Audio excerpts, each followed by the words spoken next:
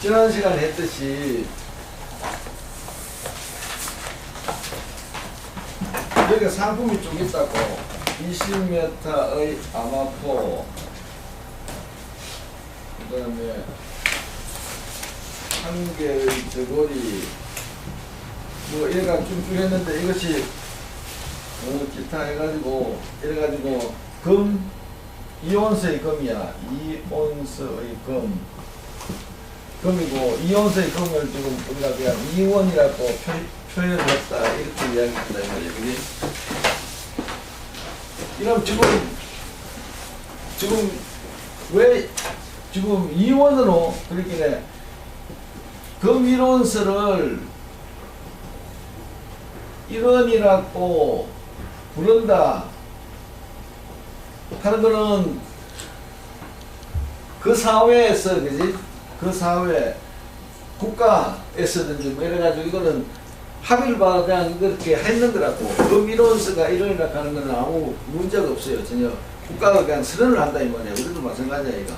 뭐 우리나라 돈에는 만원짜리하고 5만원짜리도 생기고 5만원짜리, 만원짜리, 1000원짜리, 100원짜리 뭐 이런짜리 있다든 이렇게 하는 거랑 마찬가지야. 금이론스를 이론이라고 부른다 이렇게 하는데 근데 왜 하필 20m 아마포가 한 개의 저고리가 이온스의 금과 같아야 되느냐 하면 이거 지금 자본론에 있는 그대로 자본론에는 화폐는 전부 금이야. 금이 화폐야. 우리 지금 하는 불안지폐하고 전혀 관계가 없다고. 그러면 금 1온스를 생산하는데 드는 노동량하고 20m 아마포를 생산하는데 드는 노동량, 물론 그 구체적인 노동이 아니고 노동 그 자체라 생각하기가, 그러니까 일반적인 사람들이 2온스의 금을 생산하는데 드는 노동량하고 일반적인 사람들이 20m 아마포를 생산하는데 드는 노동량이 같다는 표시야라고 얘기는. 같다는 표시야. 그지? 그러니까 2온스의 금의 가치하고 20m 아마포 한 개의 아마포의 가치하고가 같다 이런 이야기라고요. 그지? 그러니까 생산하는데 드는 노동량이 같다 이런 이야기라고요. 그걸 늘 알아놔야 된다. 그렇기 때문에 지금 이게 이제 화폐야. 지금 이게 화폐잖아. 금이 화폐야. 금이 화폐라고. 금이 화폐야. 화폐다 이 말이야.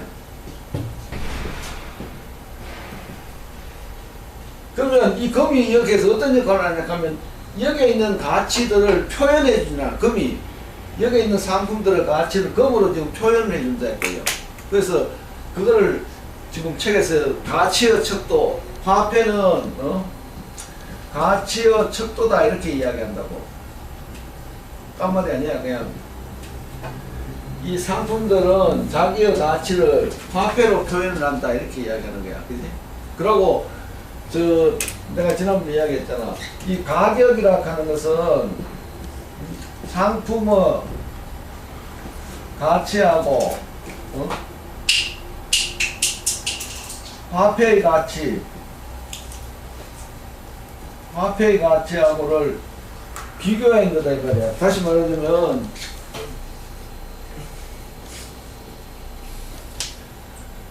이 상품의 가격이야. 상품의 가격. 상품의 가격이라는 것은 상품의 가치에서 화폐의 가치를 나눈 거야. 다른 말로 하면 상품의 가격이요. 자, 일단 가격 개념은 상품의 가치를 화폐의 양으로 표시한 거고 그게 가격이야. 상품의 가치를 화폐의 양으로 표시한 이것이 이원이라 하는 이것이 가격이잖아. 상품의 가격이라고. 가격이 그런 이야기고. 가격이 올라간다 이럴 때는 화폐의 가치는 화폐를 생산하는 드는 노동량 아니야. 그게 화폐를 생산하는 광산, 화폐를 생산하는 광산에서 금생산, 금광산이라고 하는 거나 금광이라고 하면 되지. 금광에서의 생산 조건은 하나도 안 변했다 하자고. 그러면 화폐의 가치는 그 방이잖아. 변하지 않잖아. 그럴 때 상품의 가치가 올라가 버리면 상품의 가격이 올라가요. 다른 말로 하면 상품을 생산하는 노동량이 더 많아졌다 이 말이야. 예를 들면 지난번 아마포가 가뭄에 의해서 아마포 생산이 잘 안 됐다 이런 이야기라고. 그러면 아마포 그 가치가 올라가는 거예요. 거기에 드는 일정한 아마포를 만드는 드는 가치가 올라가 보니까 상품 아마포의 가격이 올라간다 이런 이야기야. 또 그 다음에 만약 이 아마포든지 뭐든지 상품의 가치는 불변이란 말이야. 상품의 가치는 변하지 않는데 노다지 금광을 발견했다 이러자고. 노다지 금광, 옛날에 페루, 특히 페루 같은데 은광하고 금광이 많이 있는데 그래서 노다지가 발견됐어요. 그럼 금이 금방 금방 그 표면은 하더라도 나왔다 이 말이야. 그러면 금의 가치가 확 떨어지잖아. 왜냐하면 금이온스를 생산하는데 드는 노동량이 확 떨어졌다 이 말이야. 그러면 금의 가치가 확 떨어진다고. 그런데 상품의 가치는 그만 있잖아. 그러면 상품 가격이 확 올라갈 거 아니냐고. 상품 가격이. 그래서 그것도 나오는데 16세기에 유럽에서 상품 가격들이 대부분 상품 가격들이 굉장히 상승을 했어요. 그거를 가격혁명이라고 해. 프라이스 레볼루션이라고 한다고. 가격혁명이라고 하는데 왜 그러냐 하니까 현상적으로 보면 이 페루하고 남미에서 음하고 언니야. 음이 대량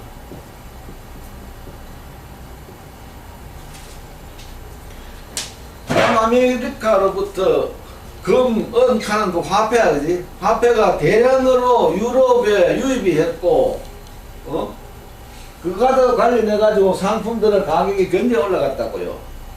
그런데, 주류경제학자는 어떻게 생각했냐 하니까, 이렇게 생각했다. 금이나 가자, 금만 가자고. 실제로는 금은이 전부 다 유통이 됐는데, 자, 금만 해가지고. 금 유입이 많았다, 그지? 금이 유입이 굉장히 올라갔기 때문에, 이 금화, 그지? 화폐량이 증가했고, 화폐량이 증가하니까 가격이 상승했다. 이렇게 이야기를 했다, 이 말이야. 보통 사람들, 일반적인 사람들은. 금이 많이 유입됐기 때문에, 금을 가지고 금화를 많이 만들어 가지고 그렇기 때문에 화폐량이 많이 올라갔고 화폐량이 또 많이 올라가니까 가격이 굉장히 올라가게 됐다 이렇게 주장을 했다고. 화폐 가치가 떨어지는 거죠. 화폐 가치가 떨어지지. 화폐 가치가 떨어지는 거지. 근데 화폐량이 증가하고 이래가지고 그 다음에 되겠네. 그 다음에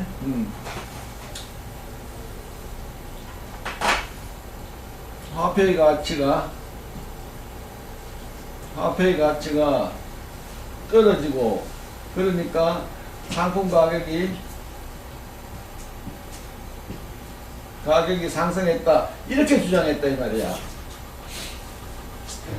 근데 제일 먼저 문제되는 게 뭐야 하면 이 막스가 지적하는데 금이 유입됐다 해가지고 그것이 전부 화폐로 되는 것이 아니다 이런 이야기야. 금이 많이 들어왔다 해버리면 그 금을 그냥 보관해 있다 이거 자기 보물로서 그지 재산으로서 가질 수가 있잖아. 그거 가지고 또 화폐 금화를 만들 필요도 없다고. 또 금 많이 오는 것 같으면 금장식품을 많이 하고 금쟁반도 만들고 온갖 것 다 하잖아. 근데 꼭 화폐가 안 된다 이제. 그러니까 금이 유입하면 이런 식으로 화폐로 직접적으로 많이 간다 이렇게 이제 볼 수가 없고. 그다음 두 번째 화폐량이 늘어났다 이 말이야. 화폐량이 늘어났으면 그것이 왜 꼭 화폐의 가치를 떨어뜨리느냐 이제 이런 문제가 되는 거야. 화폐량이 증가했다 하면 화폐량이 증가했더라도 자기가 생각할 때 물건을 사고 싶을 때 물건을 사는다 이 말이야. 그 화폐 금화가 생겼더라도 금화를 그냥 자기 금고에다 놔두면 될 거 아니냐. 금고에 놔뒀다가 필요할 때만 쓰는 거지. 그 때문에 그렇게 해버리면 화폐의 가치가 떨어질 수가 없다 이런 이야기라고요. 그리고 또 이 화폐의 가치라 하는 거는 지금 또 하나의 문제가 있어. 문제 있는 게 뭐냐 하니까 화폐의 가치라 하는 기본적으로는 뭐야? 화폐를 생산하는 데 드는 노동량이라 이 말이야. 노다지 광산에서 금을 캐기 때문에 금 1원스를 캐는데 노동량이 확 줄었기 때문에 금은 화폐의 가치가 떨어지는 거다 이 말이야. 그지? 그래서 지금 완전 막스 이야기는 기본적인 이야기는 뭐냐 하니까 아까 이야기했지만 금 유입 때문에 화폐의 가치가 떨어지는 것이 아니고 노다지 금광의 발견으로 금광이 발견되니까 화폐의 가치가 떨어지잖아. 그지? 화폐의 가치가 떨어지고 이 화폐 그래서 이래 되는 거야. 노다지 금광 발견돼 가지고 화폐의 가치가 떨어져 버리니까 상품의 가격은 올라간다. 이렇게 이제 막스가 이야기했다 이런 얘기야. 그렇게 이제 언제나 이 상품의 가치하고 금의 가치하고 화폐의 가치하고 관계를 잘 하네. 이것이 하나의 첫 번째 지금이야. 가치의 척도. 그 다음에 이야기하는 것이 이 상품들을 가치의 척도고 두 번째는 상품들을 교환시킨다 이런 이야기야.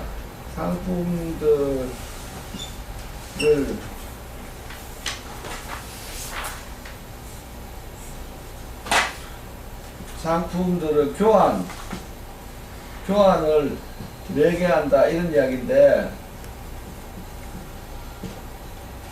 이게 이제 굉장히 중요한 의미가 있다고.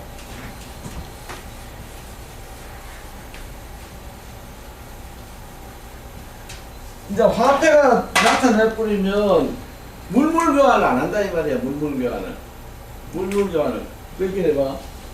이게 20m의 아마포 하고 한 개의 저고리 하고 교환이 되려고 하면 글 쓰는 거 잠깐 안 써야 되겠다. 그냥 이야기를 하자 그냥. 20m의 아마포 가진 사람이 한 개의 그래야 저고리를 가진 사람하고 만나가지고 서로 이제 교환하는 이게 물물 교환이야. 그지? 그렇게 20m의 아마포를 가진 사람이 자기가 한 개의 저고리를 원해야 되는 거야. 그지? 또 한 개의 저고리를 가진 사람이 20m 아마포를 가진 사람은 20m 아마포를 원해야 된다 이 말이야. 그러면 고기 둘이가 만들 때 둘이가 딱 물물 교환한다 이 말이야. 그지? 그러면 이렇게 둘이가 그대로 물물 교환을 해버리면 이게 물물 교환이야. 이거는 화폐가 없어요. 물물 교환을 해버리면 어떻게 되냐 하니까 이 세이의 법칙이라 하는데 20m의 아마포의 공급은 한 개의 저고리에 대한 수요를 낳는다 이런 이야기라고. 이게 이제 세이의 법칙이야. 이거 프랑스 사람이니까 세라 한다고. 세이의 법칙이라 한다고. 아마포를 공급하면 당연히 공급하는 친구가 이게 지금 물물교환을 되기 때문에 한 개의 저고리에 대한 수요를 낳는다고. 그래서 늘 여기서는 공급이 보로 수요라고 늘 이야기를 한다 이런 이야기를. 공급은 수요다. 그래서 이걸 가지고 해가지고 자본주의 사회에서는 과잉 생산이든지 이런 일이 일어날 수가 없다 이렇게 주장을 했다고. 세락하는 사람이. 자본주의 사회라는 것을 물물교환이라고 물물교환 사회라고 생각했다 이 말이야. 그러니까 서로 물건을 교환을 해보면 언제나 가격이 똑같고 이렇기 때문에 수요 공급이 늘 맞게 된다 이렇게 주장했다 이 말이야. 근데 막스가 이제 이걸 이제 문제를 삼은 거야. 야, 그런 게 아니고 20m 아마포를 가진 사람은 뭐야? 어느 돈 있는 사람한테 팔아야 될 거 아니야. 그걸 팔아야 돼요. 그지? 20m 아마포가 화폐로 변화가 돼. 20m 화폐를 가진 사람이 화폐를 가진 사람한테 팔아가지고 그 화폐를 받아가지고 한 개의 저고리를 사야 된다 이 말이야. 지금 화폐 경제에서는 그렇잖아. 즉 물물교환이 되는 게 아니고 암호표 가진 사람은 자기 암호표를 누구한테 팔아가지고 돈을 얻고 돈을 얻어가지고 그 돈 가지고 저고리를 사게 된다고요. 그지? 그러다 보면 수요 공급이 이제 안 맞아질 가능성이 있다고. 봐라. 20m 암호표를 가진 사람이 누구한테 팔았다 이 말이야. 그지? 그러면 이제 20m 암호표를 공급을 했는 거야. 그럼 이 친구가 화폐를 가지고 있어 지금. 그러면 그 다음에 한 개의 저고리를 사야 될 거 아니야. 근데 이 화폐를 가진 사람이 저고리를 동시에 오늘 암호표를 팔았다. 팔아가 돈을 100원을 얻었다 이러면 말이야. 그 돈을 지금 당장 한 개의 저고리를 사야 될 필요가 하나도 없다고 이 사람이. 그렇잖아. 그리고 꼭 서울에서 저고리를 살 필요가 어디 있어. 가가지고 부산에 가서 살 수도 있고 또 내일 모레 살 수도 있고 그치? 이런 식으로 되기 때문에 여기 언젠가 저고리를 살 수가 있는지 모른다. 그렇기 때문에 저고리를 생산한 사람이 자기의 저고리를 팔지 못할 가능성이 딱 생긴다 이런 이야기라고. 화폐가 딱 들어오면 그렇게 된다 이 말이야. 화폐. 그래서 화폐 경제가 들어오면 이 상품의 공급하고 수요가 항상 같아지라는 법이 없다 이런 이야기라고요. 거기에서 우리가 뭐 과잉생산 물건이 안 팔리니까 야단나고 이러는 게 바로 화폐하고 관계가 있다 이런 이야기라. 그지? 이 상품들의 교환을 매개한다 할 때 가장 중요한 그게 이제 바로 이런 거고. 그 다음에 또 이걸 생각해 보라고. 화폐 수량세라고 하는 게 있는데 아까도 있었는데 이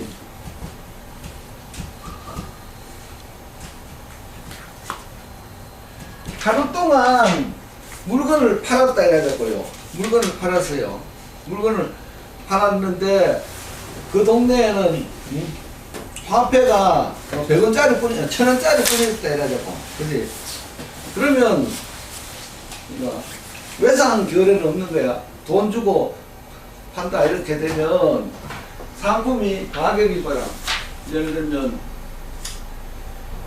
이 1000원짜리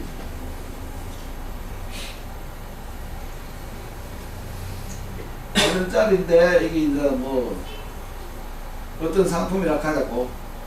어떤 상품이야. 상품 1000원짜리 뭐야 빵이라 할까. 빵을 하나 한 개 사고 또 1000원짜리 2000원짜리 노트북을 2개를 사고 뭐 그 다음에 또 뭐가 있을까? 책이라 하자고 하면 3000원짜리 책을 4권을 샀다 이러자고. 이러면 또 하루에 판매된 거래된 양이 빵하고 이러면 1000원이고 4000원이고 그럼 12,000원이고 그지? 15,000원이지. 하루에 팔린 1000원이고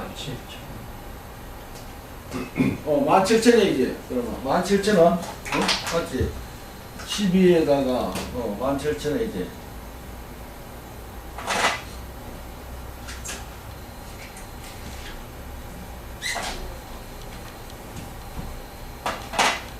$17,000원이라고 하루 팔린. 그러면 결국은 이 물건을 사고 팔고 사고 우리가 샀다 이래 가지고 했을 때 돈이 17,000원어치가 지금 물건이 팔렸다 하면 결국은 이 물건 17,000원어치를 사고 파는데 돈도 든 것이 17,000원을 들었을 거 아니냐 돈이. 그치? 근데 이제 그 다음 이야기가 이 회사에서 화폐 단위가 화폐 단위야 1,000원짜리 뿐이다고. 1,000원짜리. 아까 이야기 1,000원짜리 뿐이야. 1,000원짜리 뿐인데 지금 이 당시에 이 1,000원짜리가 한 장뿐이었다 하자고. 한 장뿐이다. 한 장뿐이라 하면 이 17,000일이 되라 하면 1,000원짜리가 17번이나 회전을 해야 될 거 아니야.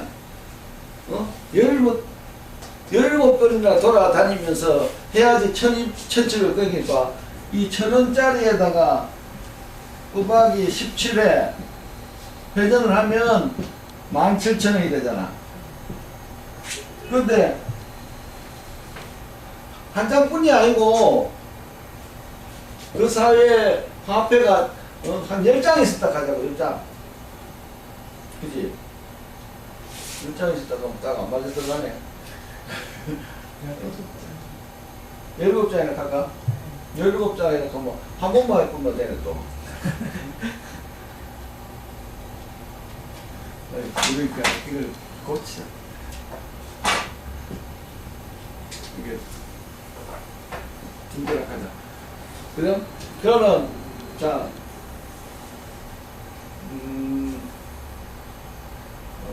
6장이나 하자.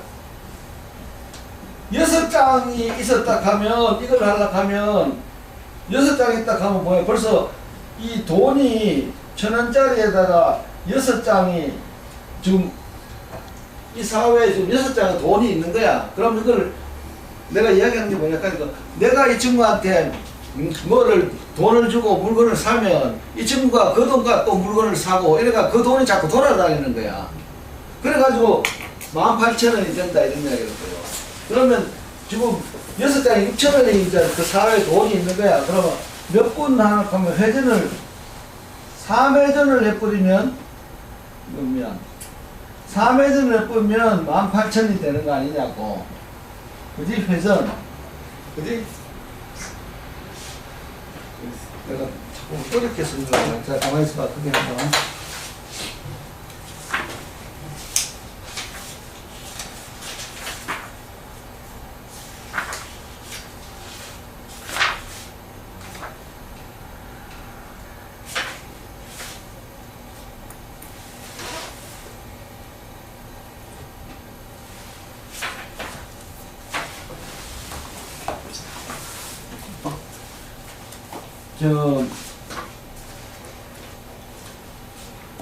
그 58페이지 중간에 5의 그 가락하는 거 한번 보라고요. 가려놓고 마르크스처럼 가는 거 그게 그 둘째 줄 위어 1의에서 이제 보자고. 미 라마포 성경책 위스키가 각각 2원이면서 하루 동안 모두 팔렸다면 상품들의 유통에 필요한 화폐량은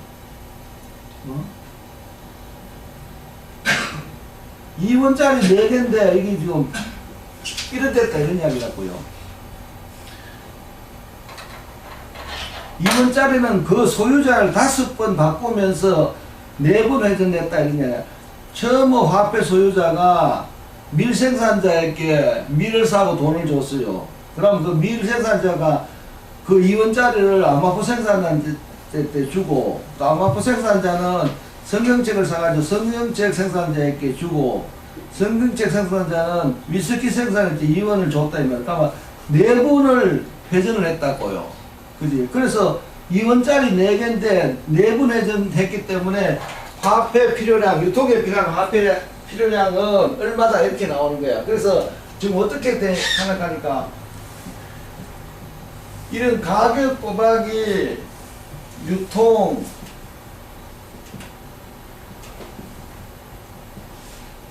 상품량은 유통 가격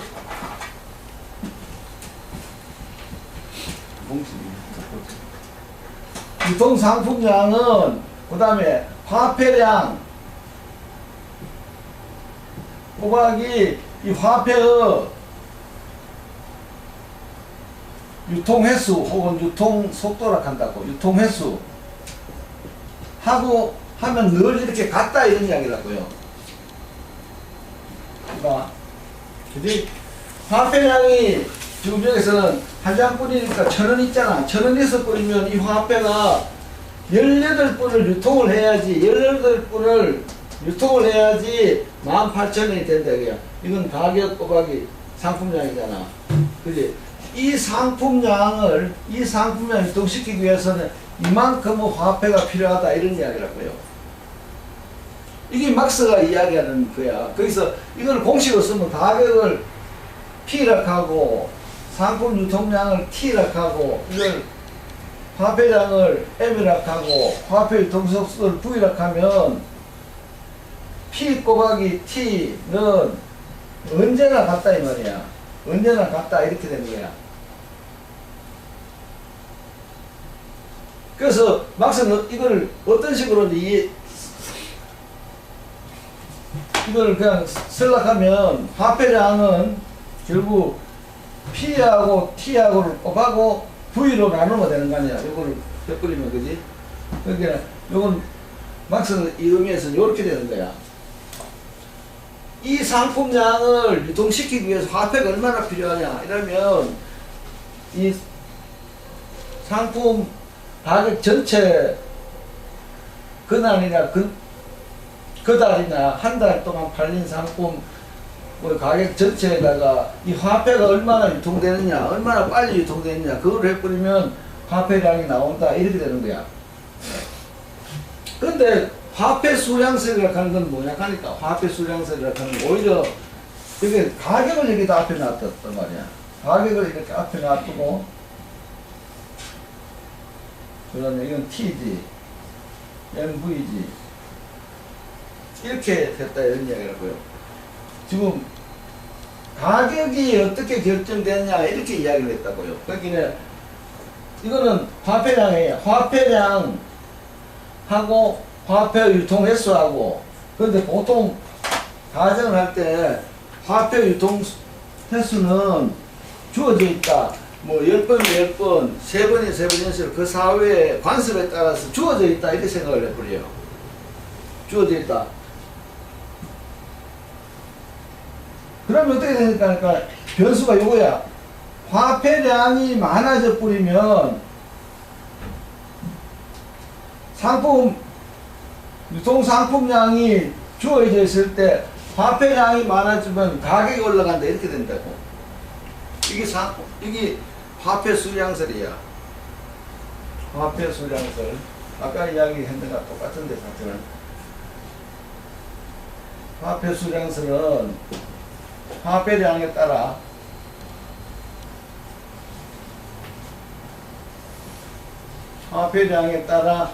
상품의 가격이 등락한다. 이렇게 주장하는 것이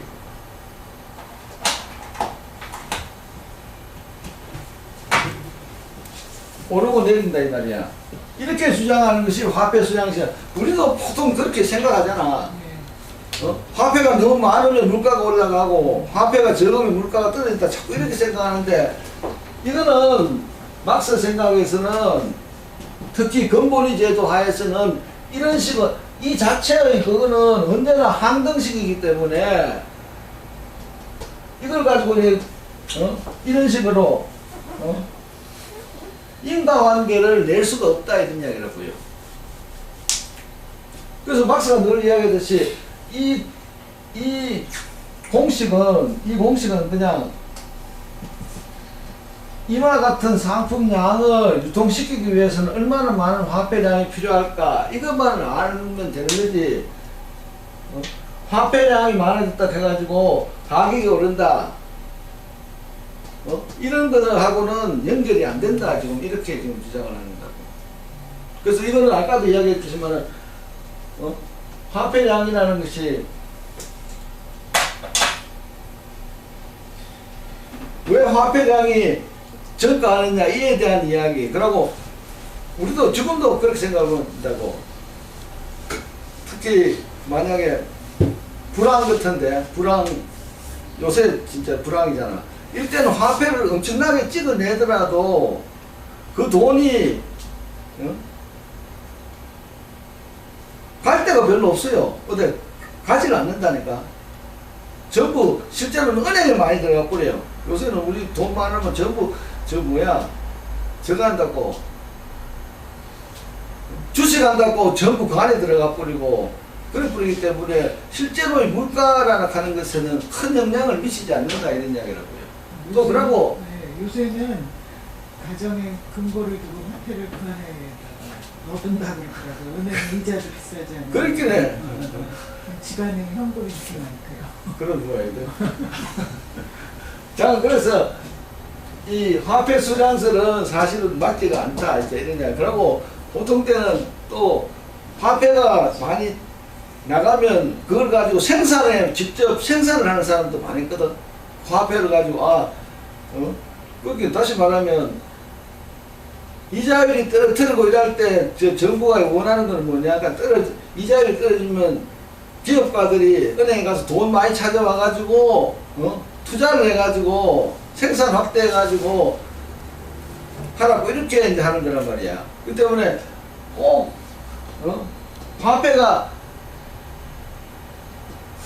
화폐량이 증가하면 오히려 그 생산량이 증가할 수도 있다 이런 이야기라고요.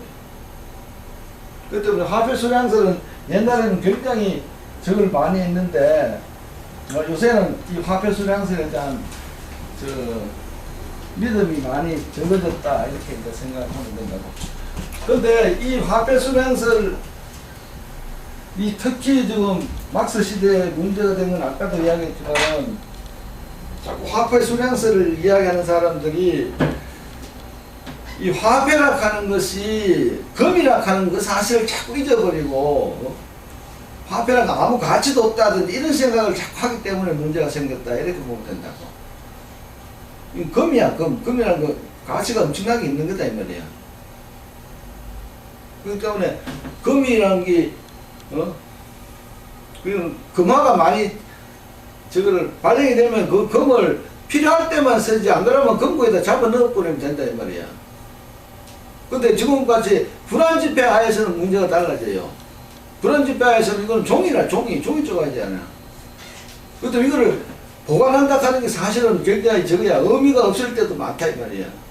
그렇게 저기 오면 돈을 빨리 얻으면 이거 별 가치가 없기 때문에 빨리 쓰는 것이 오히려 이익이다 하면서 빨리 쓰기 시작하면 그게 인플레이션으로 금방 나타난다 이런 이야기라고.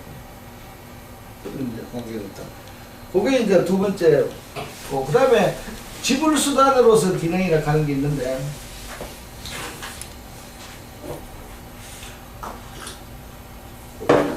화폐는 지불수단으로 기능한다 하는 게 무슨 이야기냐 하니까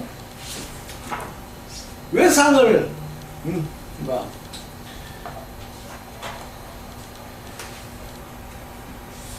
지금 이 갑이라는 사람이 어린한 사람하고 계약을 이 친구한테 상품을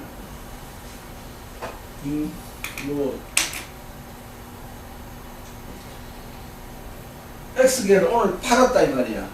하는데 이 친구는 나중에 이 지급하는 기간을 지금 당장 돈을 안 주고 지급 이 부채 지급일을 5월 1일로 이래가지고 지급이 된 이때 화폐를 5월 1일에 지급하겠다 이런 이야기 아니야. 이거 외상거래야. 그지? 이걸 외상거래라 하잖아. 외상거래라 하고 신용거래라 하는 것도 바로 마찬가지야. 오늘 판다고 오늘 파는데 이 친구는 몇 달 후에 화폐를 지급하겠다 이렇게 하는 게 외상거래야. 요때 5월 1일에 화폐를 지급하잖아.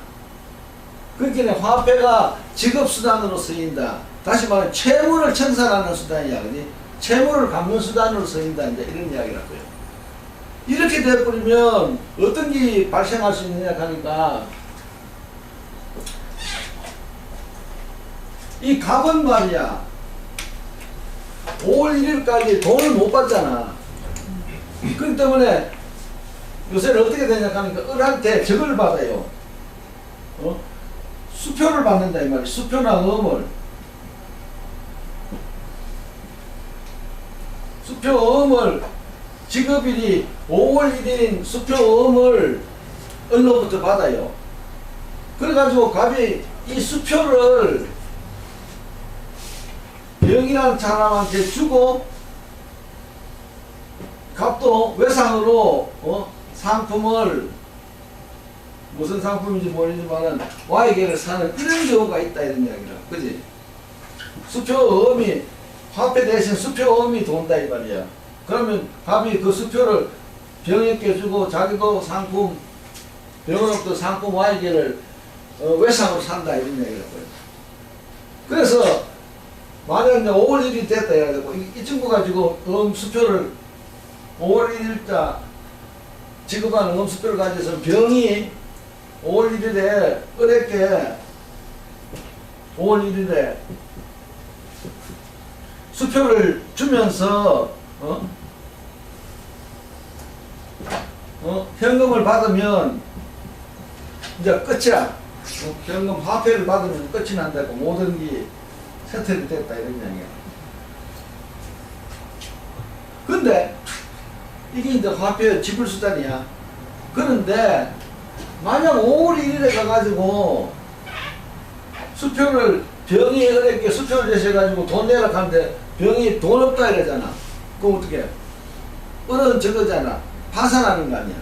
얼은 파산한다고. 부도가 나고 음이 부도가 수표가 부도가 나면서 얼은 파산하게 되고 또 병은 얼이 못 갚았기 때문에 가볍게 이 수표를 주면서 수표를 보이면서 옛날 내한테 외상 가져가는 거 돈 내라고 이렇게 한다고요. 그지? 이때 뿌리면 그 이야기는 뭐냐 그러니까 요 마지막 거래 이 친구가 지금 못 갚았다 돈을 못 갚아버리면 이 친구도 화폐를 구하기 위해서 엄청나게 노력을 해야 될 뿐만 아니라 다른 친구들도 다 화폐를 구하려고 노력해야 된다고요. 그래서 그 사회에 전부 화폐가 부족하다고 야단이 되는 거야, 나는 거야. 그런 현상이 이제 일어난다. 그래서 이게 이제 세 사람뿐만 아니라 여러 사람으로 이 외상 거래가 신용 거래가 많이 있기 때문에 어느 한쪽에서라도 한 사람이 이 채무를 못 갚는다고 이래버리면 금방 하나는 이 음수표 이걸 우리가 신용화폐라고 하는데 수표나 이거를 신용화폐라고 해요. 신용을 기간으로 해가지고 화폐 행사를 한다. 그러니까 신용화폐라고 하는데 이 신용화폐가 신용화폐 유통이 뭐 중단이 된다 할까 유통이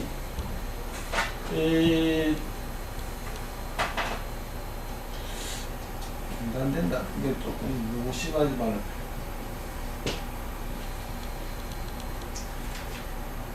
이 음수표를 갚지 못하는 그렇게 장사가 잘 안 돼 음수표를 갚지 못하는 경우가 많이 생겨버리면 음수표 유통이 중단이 돼. 음수표를 누가 아무도 받으려고 안 한다고 받으려고 안 해. 이런 것을 가지고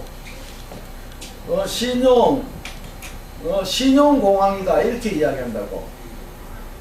신용공황 혹은 신용정색이라 하는 게 이런 이야기야. 신용정색.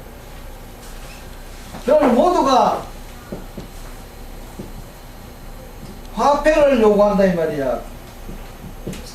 음수표 받고 상품 외상 거래 안 하려고 전부가 화폐를 요구해요.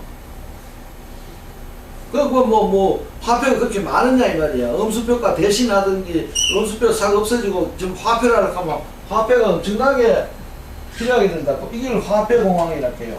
화폐가 없어져 화폐 부족이고 화폐 공황이야.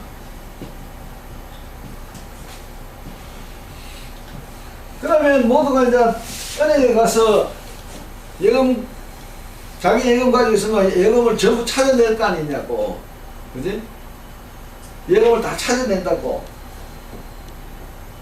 그래가지고 그 런이라고 하는 거지. 그지? 런, 뱅크런이라고 하는 거야. 그러면 뱅크런이 일어난다고. 모두가 은행으로부터 자기 예금 다 꺼내려고 하는데 은행이라 하는 사람은 은행이 꼭 돈을 다 가지고 있으라는 보장이 없어요. 왜냐면 은행은 전부 자기가 예금 받으면 대출을 많이 해버리고 있기 때문에 현금이 별로 없어요. 그래가지고 이 뱅크들이 심하게 내보면 은행이 다 망한다고. 은행이 파산한다고. 이걸 은행공황이라고 해요. 그래서 우리가 지금 당하고 있듯이 2008년 9월부터 세계공황이 일어날 때 금방 일어나는 것이 이 신용공황, 신용경색이 일어난다고. 그때 특히 이 모기지 백트 시큐리티에서, 그러니까 모기지 백트 시큐리티를 간 적이 이제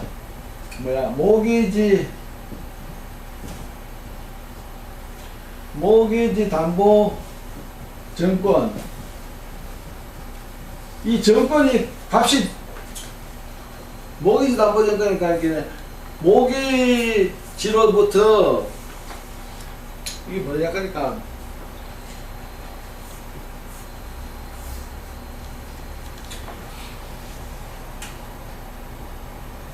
미리 뭘 해볼까? 내가 지난번에 그런 이야기 안 했어요?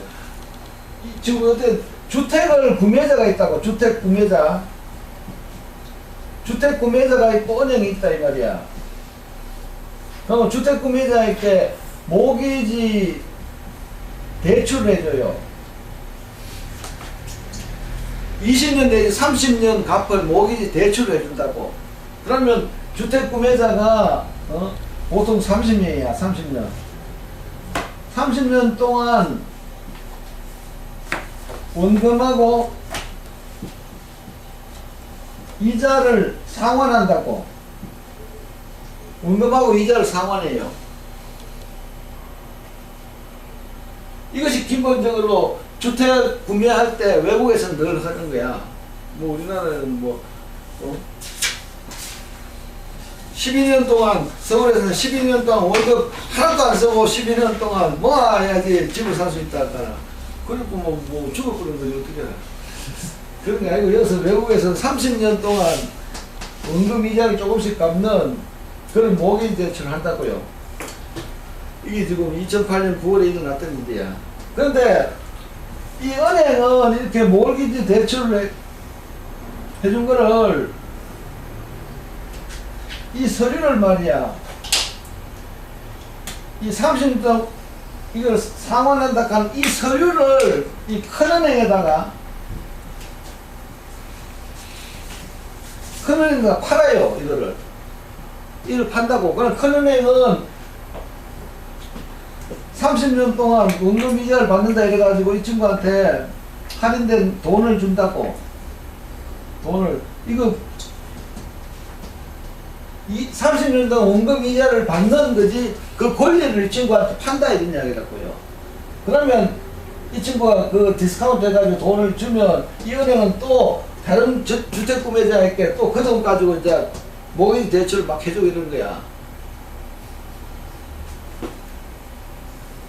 그러면 이 큰은행은 그러면 이 돈을 어디에다가 어떻게 돈을 이제 조달을 하면 이 요거를 가지고 요거에 의해 가지고 정권을 만들어요.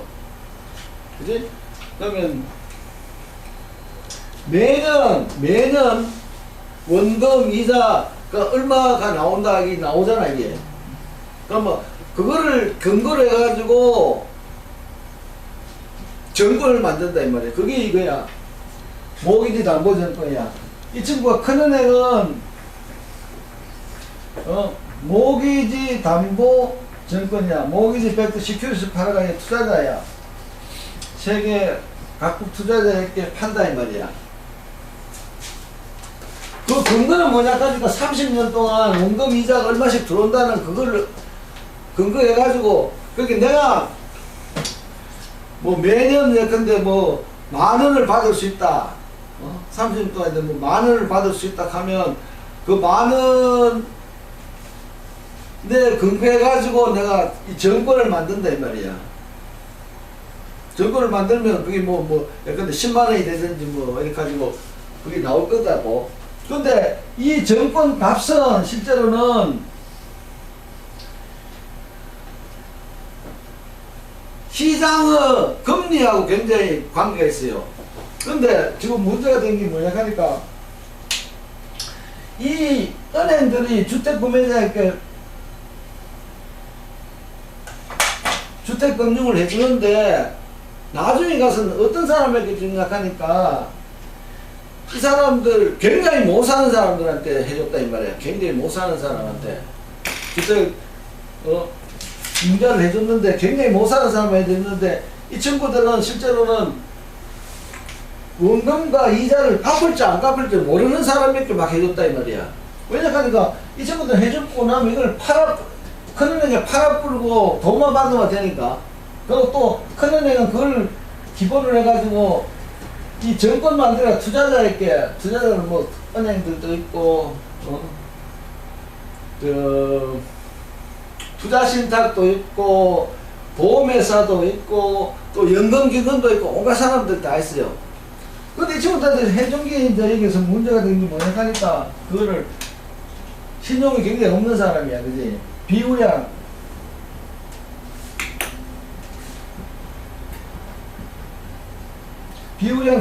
차입은 서브프라임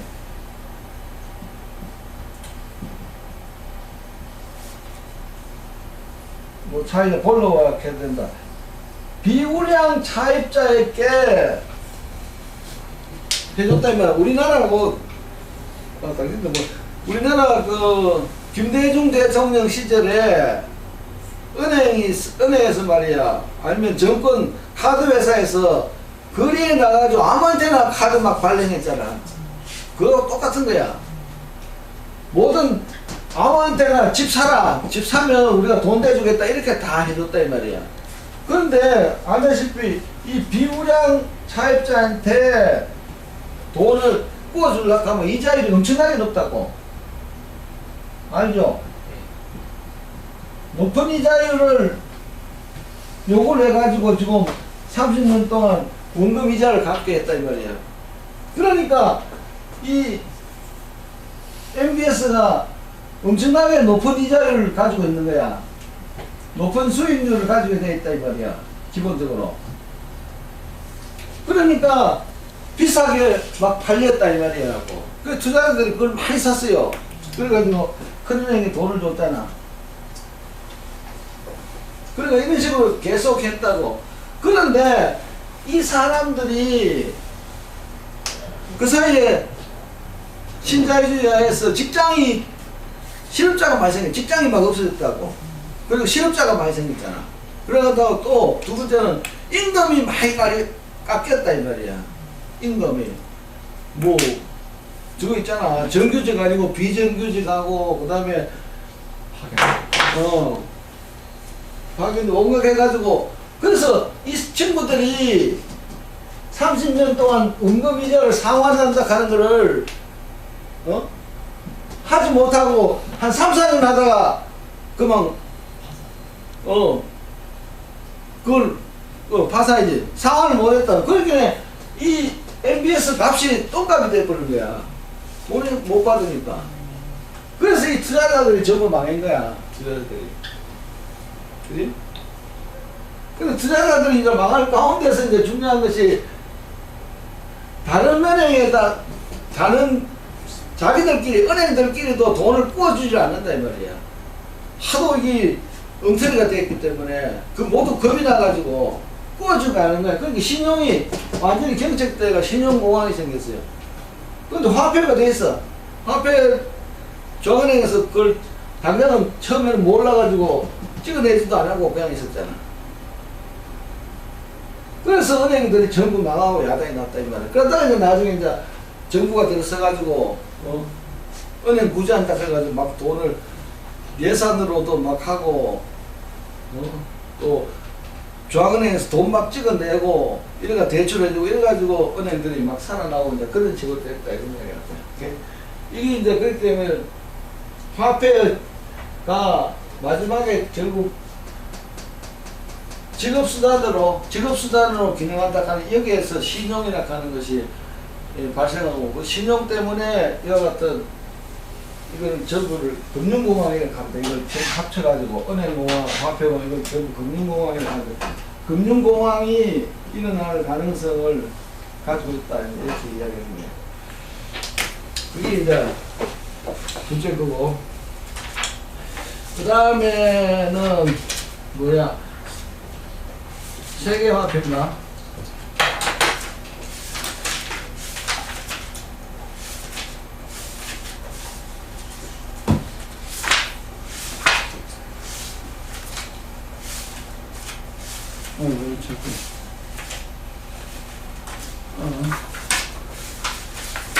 세계화폐로서 기능한다는 거지, 이렇게. 오케이. 지불수단으로 기능하고, 그 다음에 세계화폐로 기능한다. 23페이지. 이 세계화폐로 기능한다는 건 지금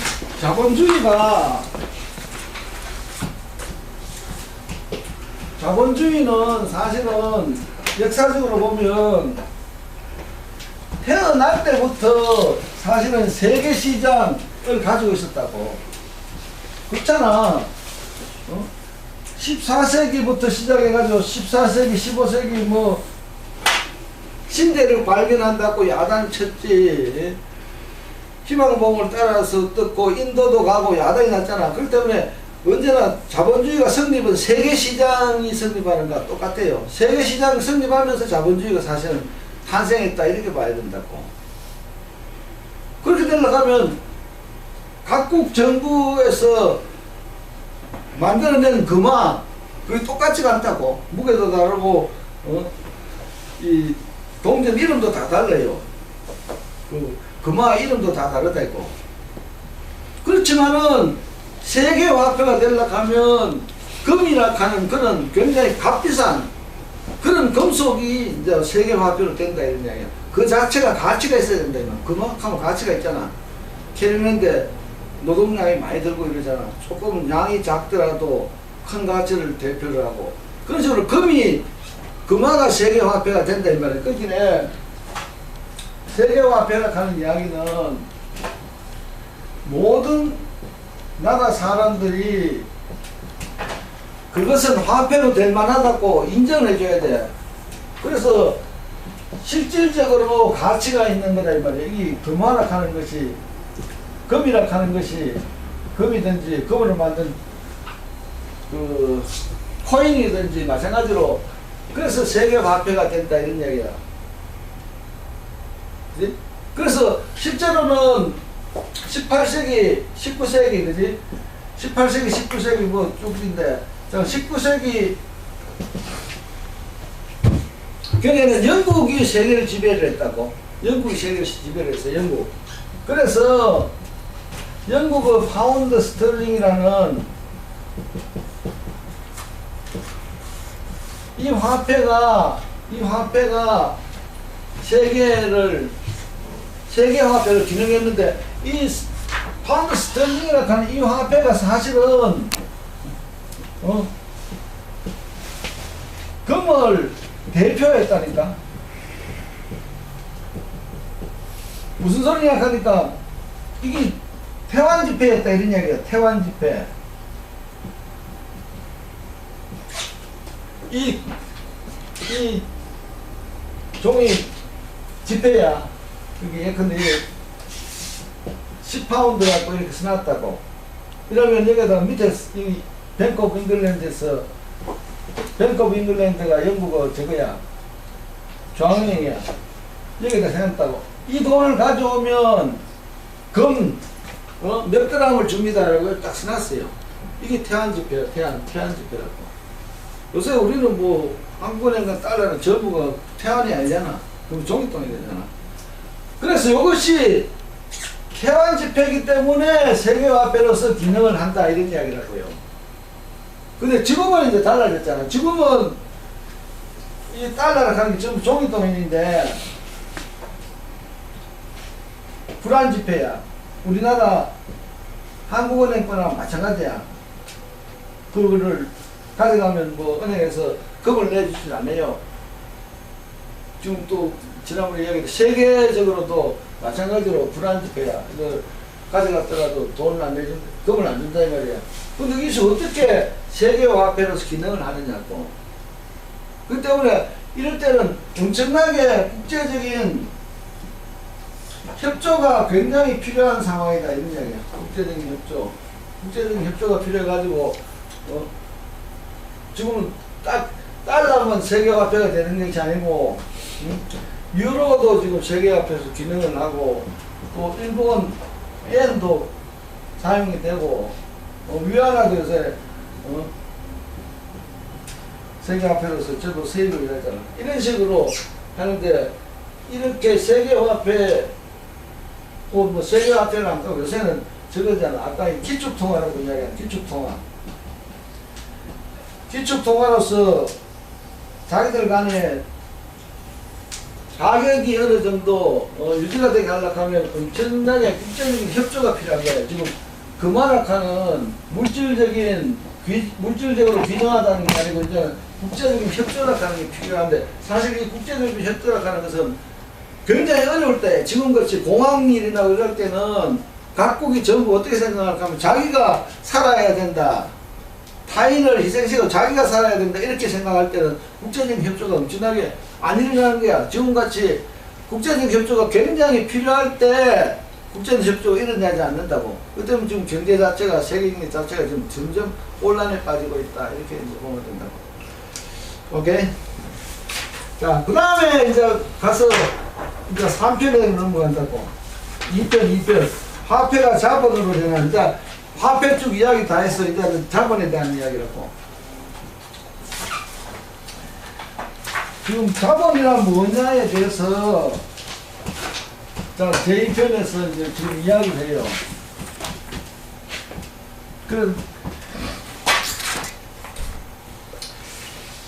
그래서 하나가 처음 이야기했는 게 뭐야? 단순 상품 유통하고 그 다음에 화폐가 자본으로서 유통하는 경우하고 두 개를 딱 갈라서 이야기했다고요. 단순 상품 유통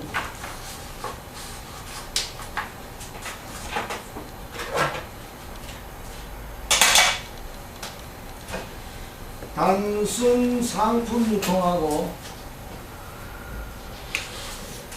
화폐가 자본으로서 유통한다. 이 두, 그 화폐가 어떤 식으로 유통을 하느냐 이런 이야기라고요. 상품을 단순하게 상품을 유통시키기 위해서 화폐가 사용이 되는 경우에는 이봐. 상품 A라는 상품하고 화폐고 그 다음에 상품 B야. 아까 이야기했지 뭐 아마포를 팔아가지고 화폐를 얻고 화폐를 가지고 저고리를 산다 이런 이야기라고요. 이 상품 A를 가진 사람은 자기가 원하는 게 저고리야. 저고리. 그렇기 때문에 이 두 상품을 지금 유통시키기 위해서 화폐가 중간에 들어가 있잖아. 그지? 그럼 이 사람이 원하는 거는 상품 B야. 상품을 원하는 거라고요. 그렇기 때문에 이 사람은 상품 B를 상품 A를 팔아가지고 그 화폐로 상품 B를 샀으면 요걸로써 그냥 끝이 나는 거야. 상품 A를 가진 사람은 회피하다 이런 이야기라고요. 그런데 화폐가 자본을 유통한다 하는 이야기는 뭐냐? 이 화폐가 있다고. 화폐로 가지고 어떤 상품을 사요. 상품을 사가지고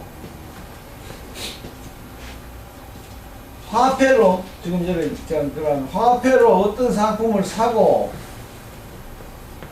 그 상품을 팔아가 또 화폐를 얻는다 이렇게 되는 거야. 이때 이 화폐가 자본을 유통하는데 이봐 잘 보라고. 이러면 말이야. 이봐 이거 100원짜리야. 100원이야. 100원을 가지고 어떤 물건을 샀어요. 어떤 상품을 샀다고요. 그래가지고 사가지고 팔아가지고 또 100원을 얻었다 이러자고요. 이런 짓 할 사람 있어? 그렇지. 100원을 가지고 뭐를 사가지고 또 팔아가지고 100원 얻으면 그건 뭐야?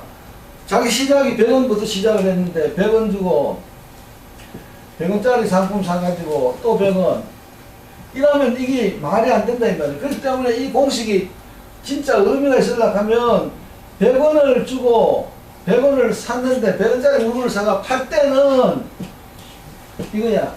이거를 M 플러스 M이라고 하는데 100원짜리를 사가지고 120원에 팔았다 이거야. 100원에다가 20원을 붙여가 팔았다. 요래야지 이게 의미가 되는 거 아니야. 이때 이 화폐가 자본이 되는 거라고. 이 화폐가 자본인데 무슨 소리냐면 이 화폐라는 것은 자기의 가치를 정식시켰잖아. 100원에서 120원을 정식시켰잖아. 자기의 가치를 정식시키는 것이 정식시키는 화폐가 자본이야. 알겠어? 그러니까 내 주머니에 1,000원이 있고 1,000원이 있는데 나는 이걸 가지고 가다가 맥주를 한 잔, 요새 맥주 한 잔 1,000원까지는 안 가지. 맥주 500cc 얼마예요 요새? 1,000원 하나? 어? 넘어? 그러면 그 1,000원이 없어져 버리잖아. 1,200원을 만들어낼 수가 없다고. 그지? 그 때문에 그건 그냥 단순히 화폐야, 화폐.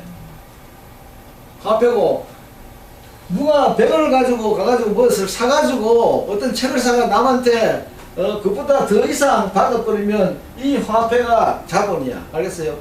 자본은 가치를 정식시켜야 된다고. 가치를 정식시키는 거야. 그래서 박사가 이때 요 20원 M을 잉여가치라고 했어요. 잉여가치. 처음 나오는 이야기야. 잉여가치라고 이름을 지었다고. 그래 20원 이게 잉여가치야. 이 잉여가치가 어디서 나오는지 다음에 설명하겠지만 이제 화폐가 자본을 유통을 하는 거야. 그런데 지금 그 다음 이야기는 뭐냐 하니까 이런 식으로 하면 결국 내가 100원 주고 100원짜리 상품을 사와가지고 120원에 판다. 이건 120원에 파는 게 아니라 130원에 팔 수도 있고 140원에 팔 수도 있고 자기 멋대로 되는 거 아니냐고. 그러면 잉여가치가 어떻게 생기느냐 하면 이건 완전히 얼마 주고 파느냐에 따라서 생긴다. 이런 식으로 된다 이 말이야.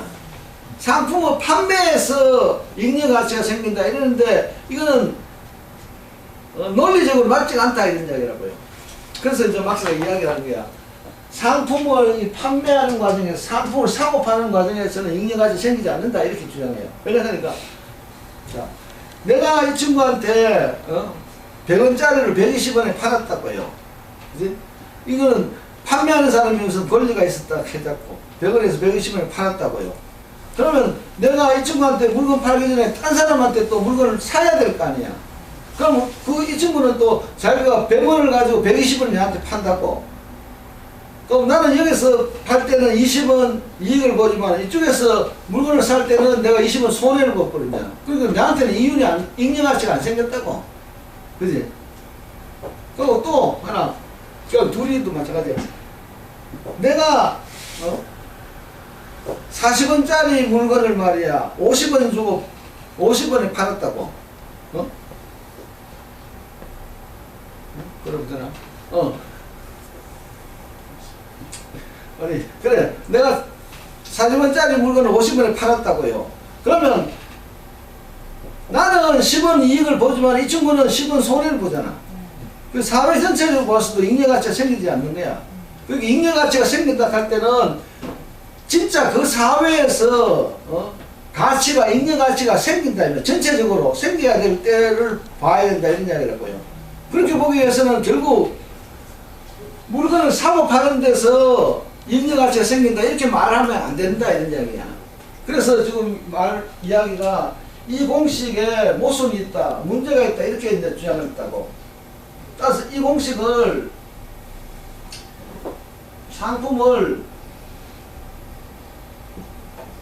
그 가치대로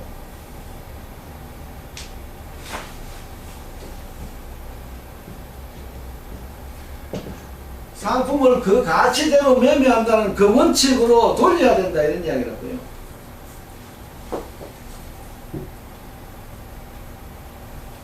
그리고 이거를 등가교환이라고 해. 등가교환. 등가 교환이라고 한다고. 이퀄리티 체인지라고 해가지고 가치가 같은 상품끼리 교환을 한다 이런 이야기라고요. 그래버리면 이게 지금 이런 식으로 봐. 이런 식의 공식은 잉여가치를 어떻게 내는지를 알 수 없게 하는 거야. 그래서 자본은 일반 공식은 못 쓰니까 했는데 결국은 어떻게 돼야 되느냐 하니까 이 자본가가 자본가가 어떤 상품을 샀다 이 말이야. 어떤 상품이야. 상품을 샀는데 그 상품을 가지고 사용하든지 뭐 소비하든지 이래 가지고 이 상품의 가치가 증가를 하고 이 증가한 가치를 가지고 판다 이렇게 해야지 등가 교환이 딱 된다 이 말. 교환가. 자, 100원짜리 100원 주고 100원짜리 100원의 상품을 샀잖아. 그래가지고 이 상품이 자본가가 사용하든지 소비하는 과정에서 이것이 120원의 가치로 전환을 하고 그럼 또 판면 120원이 됐다. 이걸 보면 이건 등가 교환이잖아. 120원짜리 상품을 120원에 팔았으니까 또 100원짜리 상품을 100원에 이게 등가 교환이야. 그러면서 종국에 가서는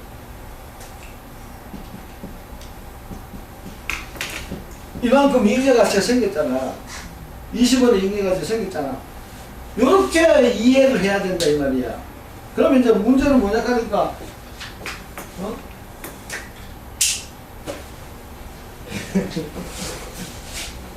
잘 모르겠다.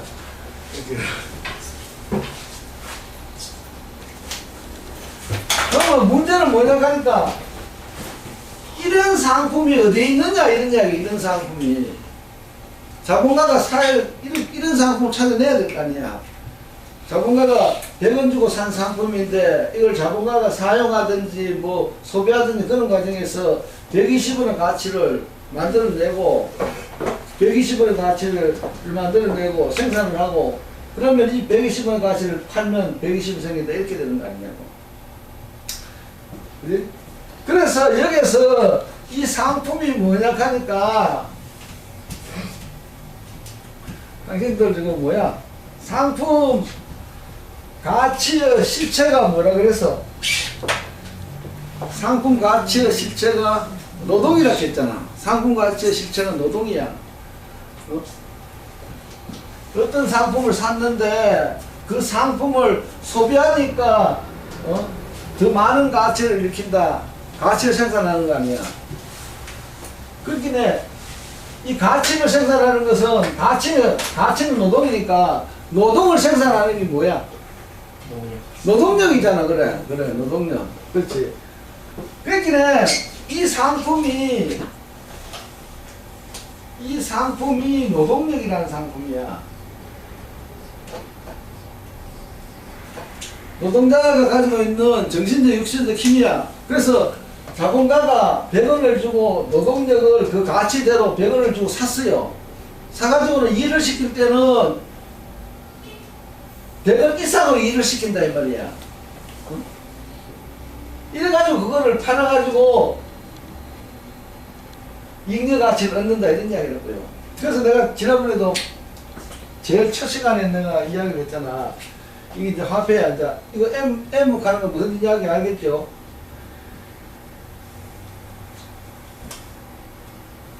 M이야. M 화폐를 가지고 이거 100원이라 하자고. 100원 가지고 가서 이게 기계야. 생산수단이야. 생산수단하고 노동력을 샀다 이 말이야. 생산수단 시장에 가서 이게 상품이야. 상품으로서 노동력을 샀다 이 말이야. 생산수단을 70원이라 하고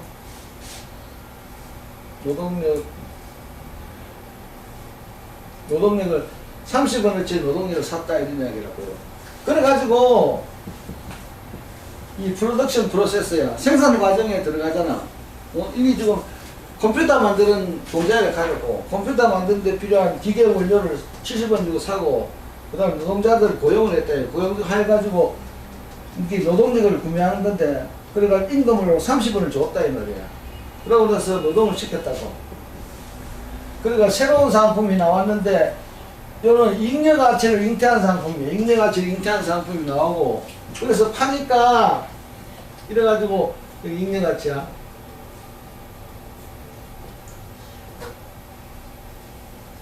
잉여가치가 20원이 나온다. 이거 지금 이렇게 생각을 해야 돼요. 컴퓨터를 만드는 사람이 있어요. 컴퓨터를 생산하는 자본가가 있는데 이 친구가 생산 기계 원료 값에 70원을 지불하고 노동자를 고용하는데 이게 하루에 일어나는 일이라 하자고. 노동자를 고용하는 임금을 30원을 줬다 이러자고요. 그러니까 노동자로 하여금 기계를 사용해 가지고 그 원료를 가공을 해라 이 말이야. 해가지고 컴퓨터를 만들었어요. 그러니까 만들어서 그 다음에 시장에 가서 팔았다 이 말이야. 하니까 매일 100원이 들어올 뿐만 아니라 잉여가치로 20원의 이윤이 나더라 이러냐. 매일 이렇게 나더라 이러냐고. 이건 이제 경험적으로 현실이 이렇다 이 말이야. 물론 뭐 어떤 데는 조금씩 달라지지만 자 이렇게 매일 하니까 이렇게 나더라 이런 이야기야. 거기서 지금 시작이야. 그렇다면 생산수단이 70원이 들어가고 노동자 임금으로 30원을 줬는데 이건 들어간 돈이 100원 뿐이잖아. 그럼 이 상품의 가치가 100원이 돼야 될 건데 왜 자꾸 120원이 되느냐 이런 이야기라고요. 이게 이제 박사가 이제 고민을 해가지고 이제 하는 거다 이 말이야. 근데 이 30분 할 때 이 친구가 하루에 10시간 노동하는 거야. 하루 노동일이, 노동일이라 하자. 노동일이라 하는 거는, 노동일이나, 워킹데이라 하는 노동일이라는 이야기는 하루 노동시간이야. 노동일이 10시간이다 이 말이야. 그래서 처음 이제 이야기가 자 상품이 팔려가지고 120원이 되었다 하면 이 상품 가치가 120원이라 해야 될 거 아니냐고. 이 물건을 파는 이 물건 파는 과정에서는 이윤이 잉여가치가 생기지 않기 때문에 상품 120원짜리를 팔아가지고 원래 투자한 돈 100원하고 100원을 회수하고 잉여가치 20원을 얻는다 이렇게 봐야 된다 이 말이야. 그러면 이 생산 과정에서 지금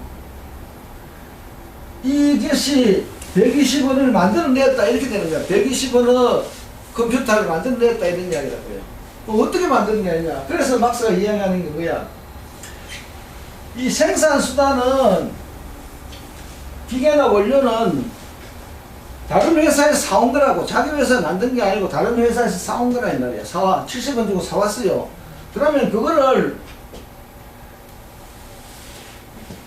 회수하기 위해서는 결국 그만한 돈을 요 상품 가격에다가 그만한 돈을 상품 가격에다가 그냥 이전을 시킨다 이러냐. 트랜스퍼 시키는 거라고요. 그 다음에 문제가 뭐냐 하니까 이 노동력이라 하는 거는 노동력을 사용을 한다. 다시 말하면 자본가가 노동력을 사용한다 하는 건 노동자가 노동을 한다는 거 아니야. 근데 노동을 하면 새로운 가치를 창출을 하는 거야. 노동자가 새로운 가치를 창출하잖아. 그지? 가치의 실체가 노동이니까 노동이 가치를 창조하는 거야. 새로운 가치를 창조한다고. 노동자가 기계를 사용해서 원료를 가공하는 과정에서 이 가치를 일로 이전시킬 뿐만 아니라 자기가 노동시간만큼 일을 하니까 새로운 가치를 창출한다. 그래서 50원 요래 가지고 120원이라 하는데 이렇게 나오는 거야. 이거는 생산수단으로부터 이전하는 가치야. 생산수단의 가치가 그대로 일로 옮겨온 거고 50원은 노동자가 이 생산 과정에서 노동을 함으로써 새로 창출한 가치다 이런 이야기라고요. 그치? 이래 돼버리면 근데 왜 50원은 뭐냐 하니까 또 따져보니까 이 70원은 저쪽에 기계 원료 값이 그대로 왔는 거고 50원은 따져보니까 자기가 받은 임금이 30원이야. 30원에다가 플러스 잉여가치라는 말이야. 50원이나 하는 게 자기가 받은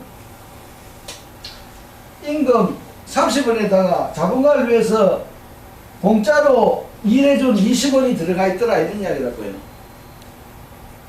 그래서 그 20원이라 하는 것이 결국 이 잉여가치로 뛰어 나오더라 이런 이야기라고요. 그지? 다시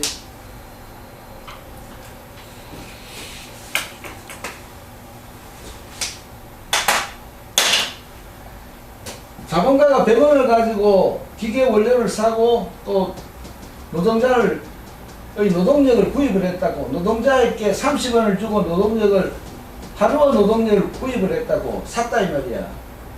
그래서 노동자에게 이 기계를 사용해서 원료를 가공해가지고 컴퓨터를 만들어라 그랬다 이 말이야. 그래서 노동자가 노동을 해요. 그럼 노동을 하면 노동하면서 기계를 사용하고 원료를 가공을 해가지고 이 70원이라는 가치가 요 컴퓨터 가격으로 그대로 이전이 돼요. 이건 그대로 이전이 되고 또 노동자가 일을 하니까 컴퓨터 기계를 가공해 원료를 가공하는 그 일을 하니까 그 일하는 과정에서 이 50원이라는 새로운 가치가 창조가 되는 거예요. 이건 새로운 가치가 창조가 된다고요. 그래서 합쳐가지고 120원이 됐다 이런 이야기야. 그렇게 이제 파악을 그렇게 해야 된다 이런 이야기고. 그다음 두 번째는 자 70원은 그대로 이전돼도 놔도 그럼 50원은 그 분석을 해보니까 50원이 뭐냐 하니까 자기가 받은 임금을 그대로 다시 생산을 해준다 이 말이야. 자본가에 돌려주는 거야. 생산을 일하는 시간 동안 10시간 동안 일하면서 30원을 자기의 임금을 생산을 해내고 30원은 가치를 생산해내고 나머지 20원은 자본가를 위해서 공짜로 일을 해줬다 이런 이야기라고요. 그래서 이것이 이제 잉여가치다 이런 이야기라. 그러면 10시간이라고 하는 게 실제로 어떻게 되냐 하니까 10시간 일을 했다 이 말이야. 10시간 일을 해버리면 결국은 10시간 일해가지고 얼마야? 50원의 가치를 창조를 했다고요. 창조를 했는데 그 중에서 이게 30원 그지? 30원은 임금이야. 노동력의 가치야. 임금으로 자본가가 받았고 20원은 자본가를 위해서 공짜로 일을 해줬다고. 그 시간을 따지면 이게 6시간이야 그지? 6시간에 30원을 창조를 했고 4시간에 20원을 창조해서 이 20원을 잉여가치로서 자본가에게 줬다 이런 이야기라고요.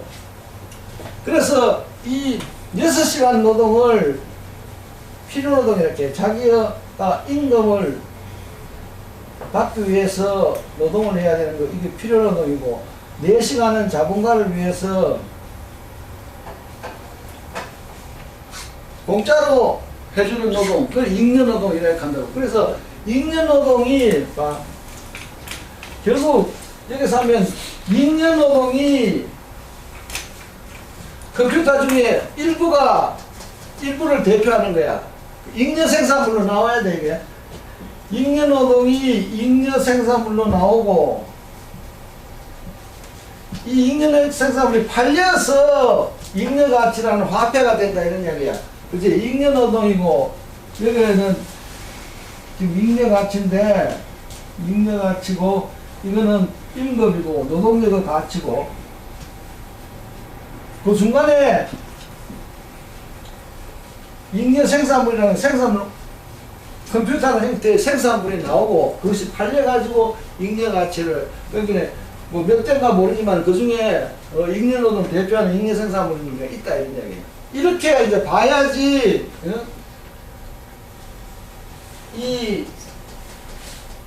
이런 식을 만들 때 이거는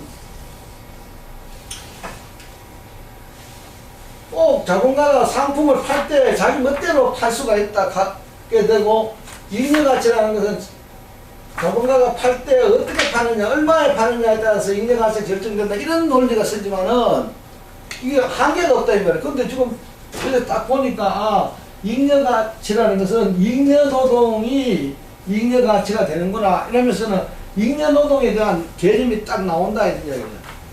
그래서 때문에 교환 과정에서 마음대로 잉여가치를 얻을 수가 없다 이런 이야기야.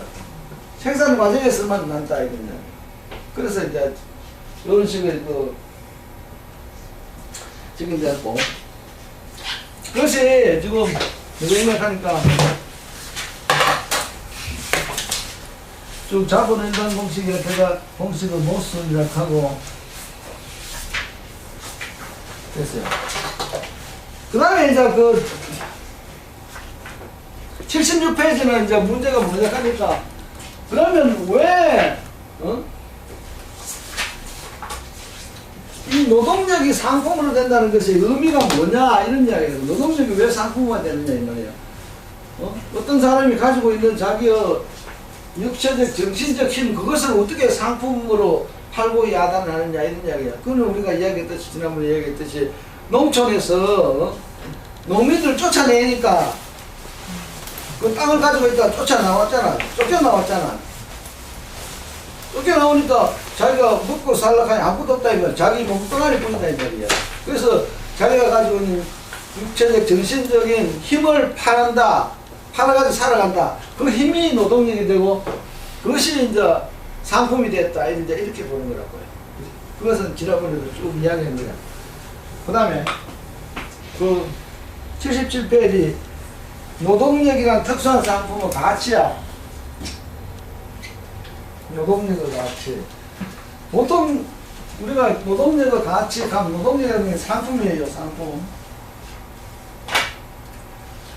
노동력의 가치라 하면 이 노동력을 그냥 쭉 딴 상품의 가치와 마찬가지로 노동력이라는 상품을 생산하는데 드는 노동시간이잖아. 생산하는데 드는 노동시간이야. 노동력을 생산하는데 드는 노동시간인데, 노동력을 생산한다는 것은 실제로 보면 노동자가 일상생활을 해야 된다 이거예요. 그게 의식주 생활을 하고 문화생활을 하고 이래가지고 일상적인 생활을 하면서 사용하는 각종 상품들, 그지? 노동력을 생산하려고 하면 그렇게 여러가지 상품들이 들잖아. 그것의 가치가 노동력의 가치로 될 수밖에 없다 이런 이야기야. 그 노동자가 정상적인 생활을 하는데 드는 여러가지의 필요한 여러가지의 상품들의 가치를 합계한 것을 노동력의 가치라 한다 이렇게 생각합니다. 그래서 노동력의 가치는 뭐가? 77페이지 뜻이 제일 밑에 노동자 자신의 음식비, 주거비, 의복비, 교통비, 문화비 등 가격이 있고, 그 다음 두 번째로 노동자가 기능과 숙련을 얻기 위해 지출한 과거 교육비가 훈련비, 이것도 노동력의 가치에 들어가고, 그 다음 세 번째 노동자의 기능과 숙련을 얻기 위해 현재 지출하는 거지. 교육비와 훈련비도 이건 노동력의 가치에 들어가고, 그 다음에 네 번째, 가족을 부양해야 되는 경우, 가족 생계비도 여기에 들어간다, 이런 이야기야. 이것은 차세대 노동자를 양육한다는 의미를 가지고 있으며, 노동자가 한 세대로 사라지는 것을 막는다, 이런 이야기야. 그지? 그래서 노동력의 가치라는 개념이 있는데, 지금 우리가 등가 교환을 저걸 했잖아. 가정을 했잖아. 그 때문에 지금 여기 자본가가 있고 노동자가 있다고. 자본가가 노동자가 자본가에게 노동력을 팔아야 노동력이라는 상품을 판다고. 그러면 자본가가 노동자에게 임금을 주잖아. 그지? 그러면 등가 교환이라고 생각하면 말이야, 이 노동력의 가치가 바로 임금이라고 말할 수밖에 없다 이런 이야기야. 근데 실제로는 안 그렇잖아. 이 노동력의 가치라는 건 결국 노동자가 정상적인 가정생활을 할 수 있고 정상적으로 생활할 수 있다는 걸 하기 위한 필요한 돈이야. 그만한 돈이 필요한 거야. 근데 실제로는 봐, 요새는 뭐 얼마나 임금 수준이 확 깎이느냐고. 근데 또 호황기에는 임금 수준이 또 올라갈 수가 있잖아. 그렇기 때문에 막 평균에서는 노동력의 가치가, 임금이 노동력의 가치와 같다고 이야기를 하지만 실제로도 임금이 노동력의 가치보다 늘 낮을 수밖에 없어요. 왜냐면 자본주의 사회에서는 노동자들이 늘 그 약세니까, 약한 세력이니까. 그렇지만 이제 이 자본론 전체에서는 등가 교환을 가정하기 때문에 노동력의 가치는 임금이다 이렇게 이제 해나가는 거야. 그리고 또 있다고. 또 왜 이거 노동력의 가치가 임금이라고 가정을 하니까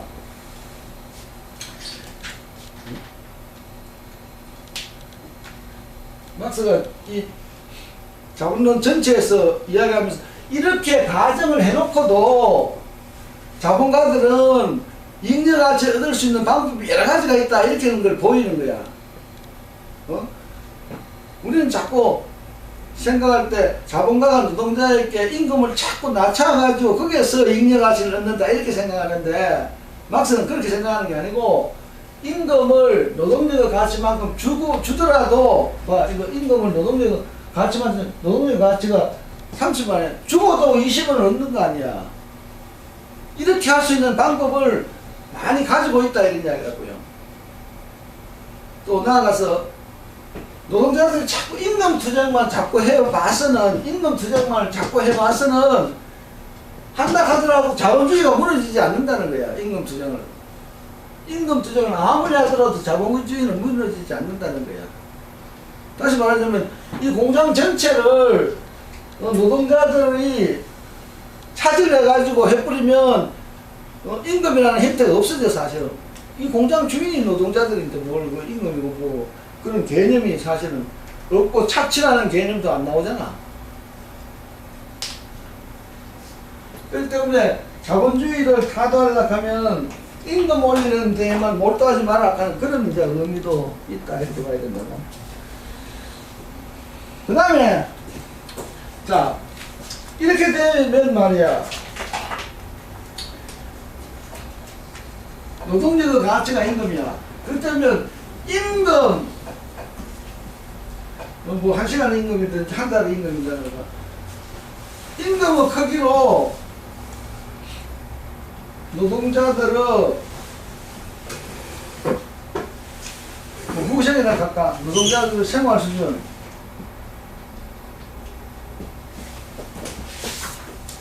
파악할 수 없다 이런 이제 임금의 크기로 노동자들의 생활 수준을 파악할 수 없다는 이런 결론이 나와요. 이거 이제 국제 비교를 하자. 국제 비교할 때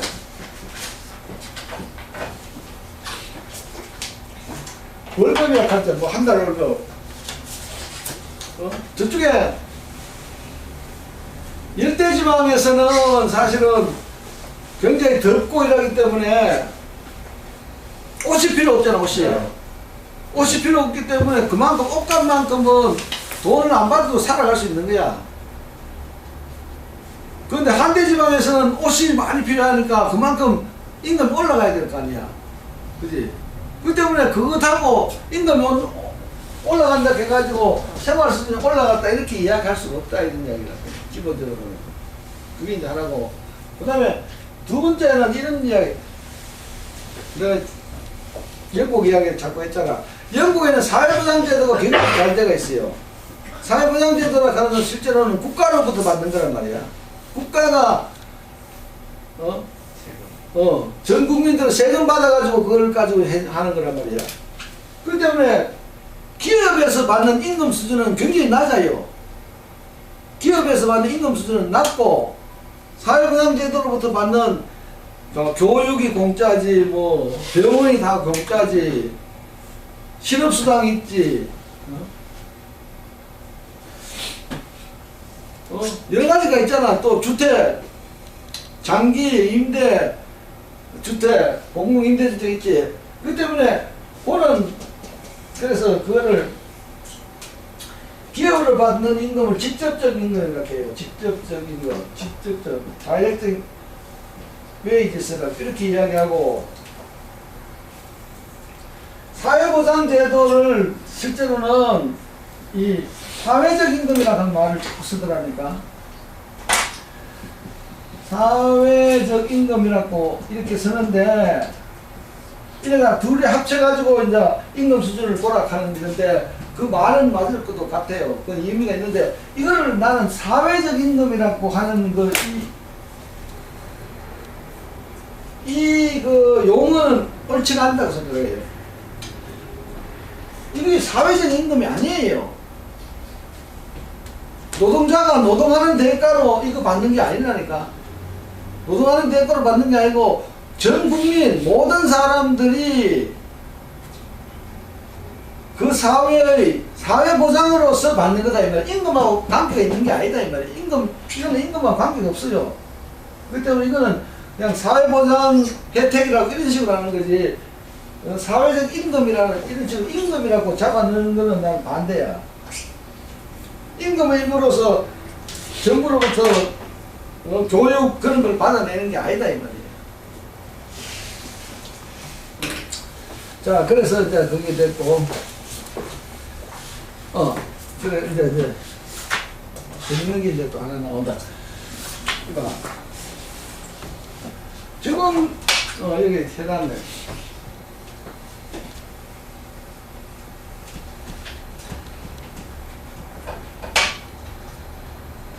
지금 여기에 이 노동시장에서 해야 되지. 노동시장에서 자본가가 노동자의 노동력을 사면서 노동력의 가치에 해당하는 임금, 돈을 준다 이 말이야. 돈을, 화폐를 준다고요. 노동시장에서 일어나는 일이야. 그러면 이때는 봐, 이 자본가가 이 돈, 이 화폐가 자기의 거야. 자기가 뭐 일을 했든지 간에 자기의 것이라고. 자기의 것을 내고 노동자의 노동력을 사간다 이 말이야. 이 상품 교환이 이걸 상품 교환이야. 상품. 화폐라는 상품, 노동력이라는 상품을 자기 것을 교환한다고. 그래서 이 상품 교환 영역에서는 그봐 81페이지 봐. 81페이지 위에서 세 번째 화폐 소유자. 이게 지금은 자본가라는 개념을 아직 안 쓰기 때문에 화폐 소유자야. 화폐 소유자의 노동자 사이의 관계를 노동력을 등가로 매매하는 교환 영역으로 한정하면 이 교환 영역이라는 거예요. 사고 판단은. 그들 사이에는 적대나 갈등이나 수탈이 지배하는 것이 아니라 자유, 평등, 소유, 공리주의가 지배한다. 자유, 평등, 공리. 노동시장에서야. 노동시장에서. 왜냐하면 노동자의 판매자, 구매자는 자기들의 자유의지에 따라 계약을 맺기 때문에 자유가 지배하며, 그지? 자유의지잖아. 또 그들은 각각 노동력과 화폐 소유자로서 동등하게 만나 등가로 교환하기 때문에 평등이 지배하고, 또 각각은 자기의 것만을 마음대로 처분하기 때문에 소유가 지배하며, 그리고 각각은 자기 이익만을 추구하는데도 상호간의 이익이 정진되기 때문에 공리주의가 지배한다. 이 상품 교환 영역, 유통 영역에서는 말이야, 자본가는 노동자는 모두가 자유롭고 평등하고 뭐 온갖 이야기를 다 할 수 있다 이 말이야. 그래서 막상 이게 청구인권의 영역이다 이렇게 지금 이야기를 한다고요. 근데 한번 생각을 해보라고. 이게 이제 나중에 가면 금방 틀려져요. 나중에 어떻게 되고 가니까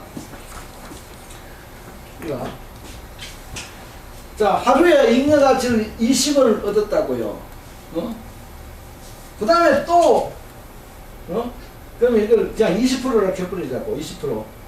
그러면 첫날에 100원을 가지고 100원을 자본을 가지고 시작한 사람이야. 그 다음에 그 다음 날에는 100원에다가 호박이 100원에다가 또 20%니까 그지 0.2잖아. 100에다가 1 플러스 20% 매일 20% 이윤을 분탁하자고 이렇게 될 거 아니냐고. 그 다음에 그 다음 날에는 또 100에다 1 플러스 0.2에다가 2 될 거 아니냐고. 이렇게 쭉 깎으면 나중에 깎으면 며칠 안 돼가지고 한 달 되고 두 달 되면 처음이 잡은 100이 아니고 이거는 금방 만 원이 딱 돼버려요. 자본가가 가진 돈이 만 원 된다. 자본이 만 원이 된다고. 그건 뭐야? 이 만 원이라고 하는 자본은 전부가 노동자의 잉여노동이야. 노동자의 잉여노동이 적립된 거라니까.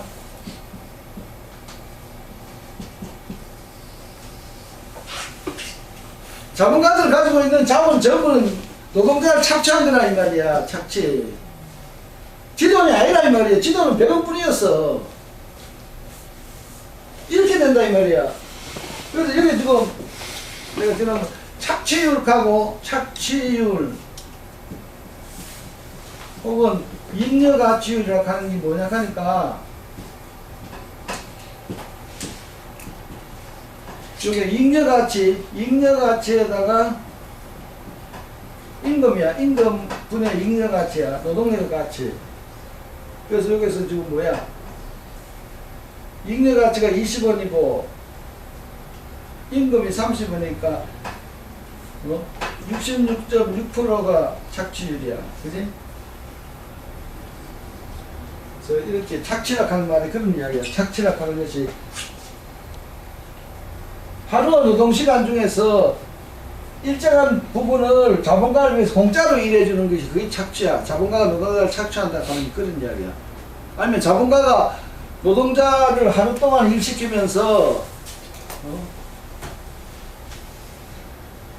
임금에 해당하는 노동 이상으로 노동을 시켜가지고 그것을 자본가가 가져가는 게 착취한다 이렇게 이야기한다고요. 자, 어쨌든 그렇기 때문에 이 1,000원이라 하는 건 말이야. 계속 20원이 자꾸 축적이 됐다 해가지고 이 만 원이 딱 돼버린 거라. 그런 분이니까 이 옛날에 자기가 노동해가지고 어땠든지 자기의 선조로부터 뭐 조상으로 받았든지 간에 그거는 이 규모에 비하면 아무것도 아니다 이 말이야. 결국 자본가가 가지고 있는 모든 자본은 노동자를 착취한 거, 노동자의 잉여노동이 정립된 거 이래 볼 수 있다고. 그래 뿌리면 그 다음 봐. 그렇게 생각하고 딱 노동시간 가가지고 노동자가 자본가에게 노동력을 사면서 임금을 화폐를 줬다 이 말이야. 그럼 이 화폐라 하는 것이 자기가 뭐를 해가지고 노동을 해서 버는 것이 아니고 노동자를 착취한 돈이다 이 말이야. 그 착취한 돈을 주고 또 노동자를 착취하기 위해서 저거를 노동력을 산다 이런 이야기 아니야. 그렇기 때문에 여기서는 아까 이야기하는 자유 평등이고 그게 하나도 없어지는 거야. 다 없어져 버리는 거야. 완전히 노동자를 착취하는 것으로서 이 관계가 상품교환이 아니고 자본주의적 나중에 나오는데 자본주의적 취득의 법칙, 상품교환의 법칙이 적용된다 이렇게 이야기했는데 여기는 자본주의적 취득의 법칙이 적용이 된다 이런 이야기였고요. 다른 말로 하면 자본가가 노동자를 착취한 것을 가지고 더 이상 착취를 한다 이런 이야기라니까. 오케이. 그 다음에 또 하나 주류경제학에서는 말이야 늘 주류경제학의 경제이론에서는 교환이론뿐이야. 교환이론뿐이고 생산이론이 없어요. 생산이론이 없다고. 생산이론이라고 하는 건 어떤 게 있냐 하니까 이 생산량이야. 생산량은 이 함수, 자본하고 노동의 함수다. 생산이론은 이것뿐이야. 자본하고 노동을 결합시키면 생산량이 어떻게 나온다든지 이런 식의 그 함수 요것뿐이라고. 막스는 지금 여기서 지금 저걸 다 하잖아. 자본주의 사회 기본인 자본가와 임노동자 사이의 관계, 착취, 이윤의 원천, 그게 다 나오잖아, 이게. 근데 이건 생산 아무것도 없어요. 그래서 교환 이론뿐인데, 지금 어떻게 타락하니까, 이게 세계적으로 가장 유명한 그 미시경제학 책이 있는데, 그게 어떻게 된다니까, 하나님이 아침마다 모든 사람 앞에다가 만나를 하루에 먹을 만나하는 거 있지. 하나님이 갖다 주는 그 일용할 하루에 먹을 양식이야. 아침에 각 집마다 똑같은 그 만나를 갖다 준다 이 말이야. 그게 한 묶음이야. 그런데 뭐 쌀이면 쌀, 보리면 보리, 사과면 사과, 뭐 되면 돼 이런 식으로 해가지고 똑같이 하루 동안 먹을 식량을 갖다 준다면 공짜로 말이야. 갖다 주면 이 사람들이 아침에 일어나 보니까 그래 있잖아. 그럼 그걸 가지고 자기는 사과를 좋아하지 않고 배를 좋아한다 하면 사과를 주고 배를 교환한다 이 말이야. 자기는 쌀을 좋아하고 보리를 싫어한다 하면 보리를 주고 쌀을 교환하고 이런 식으로 하는 그 교환 이론 뿐이에요. 생산 이론이 없다니까. 생산 이론은 하나님이 너를 아침마다 만나와 같이 갖다 준다 이래 돼버린다 이 말이야. 그러니까 항상 경제학이라 하는 게 언제나 자유고 평등이고 뭐 그런 이야기를 할 수밖에 없는 거야. 그래서 봐. 그래서 그 82페이지 봐. 82페이지 보면 제일 마지막 단락에 있다고 막스가 그대로 이야기했는데 속류 자유무역주의자들은 이건 속류 경제학자들이라 해도 마찬가지야. 이 단순 상품 유통 또는 상품 교환 분야로부터 자기들의 견해나 개념을 끌어내고 또 자본과 임금 노동에 근거한 사회를 평가하는 그들의 판단을 끌어내고 있으나 이제 이 노동시장 분야야. 상품 유통 분야를 떠날 때 우리는 우리의 등장 인물들의 면모에 일정한 변화가 일어나는 것을 볼 수 있단 말이야. 이게 자꾸 자유평등이라 하는 그로부터 말이야. 이제 공장 안으로 들어간다 이 말이야. 이제는 화폐 소유자는 자본가로서 앞장서서 걸어가고 노동력의 소유자는 거의 노동자로서 그 뒤를 따라간다.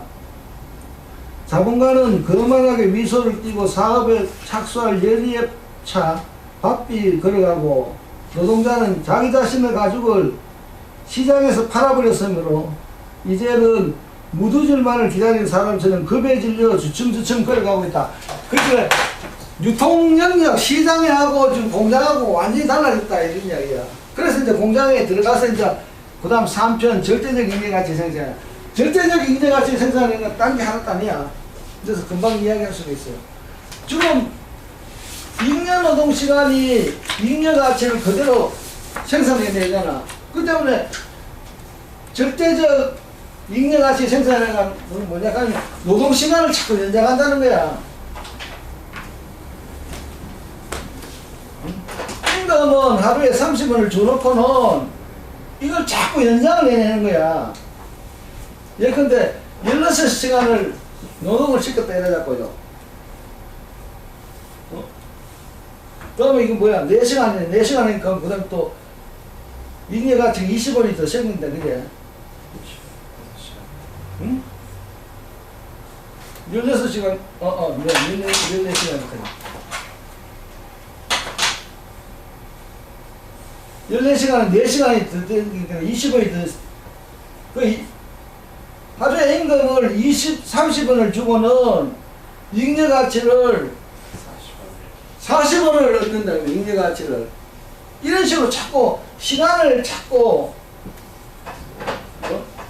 연장하는 거를 이제 노동력을 자꾸 연장하는 거야. 이것이 절대적 잉여가치의 생산인데 이것은 요새도 그랬지만 옛날에 처음 자본주의가 생성될 때 가장 잘 쓰는 방법이 이 방법이야. 그럼 또 하나 그 다음에 이제 편이 나오는 것이 상대적 잉여가치의 생산인데 상대적 잉여가치의 생산을 일어나는 건 뭐냐니까 이렇게 자꾸 노동시간을 연장을 하니까 노동자들이 반항이 일어나고 노동자들이 아프고 빨리 죽고 이렇게 하고 이러니까 결국 노동자 10시간을 정부가 법으로 그냥 딱 정해버려서 더 이상 못 시킨다.